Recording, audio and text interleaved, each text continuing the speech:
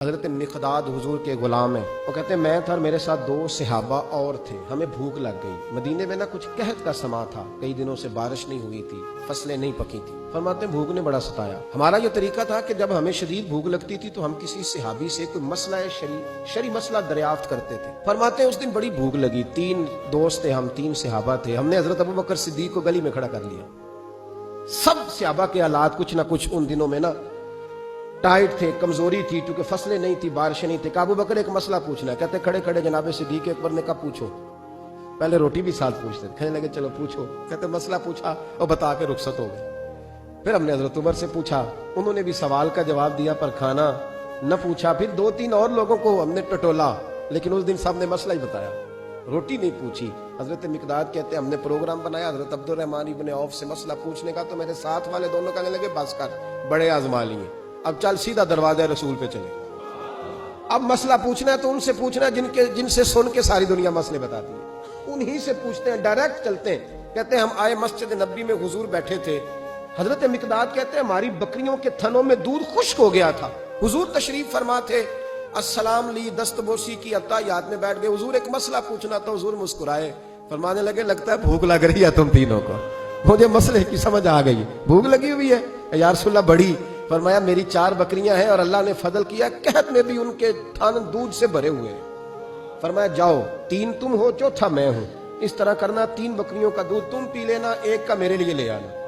کہتے ہیں یا رسول اللہ ہم پی آئے. تو حضور نے فرمایا رکو, جب تک تمہارا دل کرے میرے مہمان بن سکتے ہو. فرماتے ہم 3 دن نبی پاک کے مہمان رہے. صبح و شام 4 بکریوں کا دودھ ہوتے, 3 کا پی لیتے, 1 پیالہ حضور کے لیے رکھ لیتے.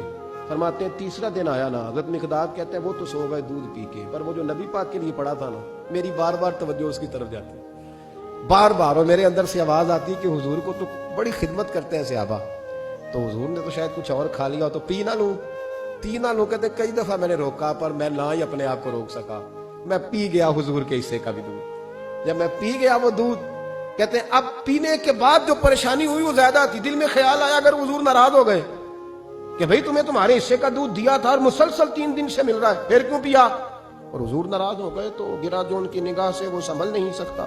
فرمانے لگے اسی پریشانی میں تھا کہ حضور آ گئے, اب تو میرا وجود کانپنے لگا. سرکار سیدھے اس پیالے کی جانب گئے جس میں دودھ ہوتا تھا. فرماتے ہیں نبی پاک نے نہ اٹھایا کپڑا, اٹھایا برتن, دودھ نہیں تھا.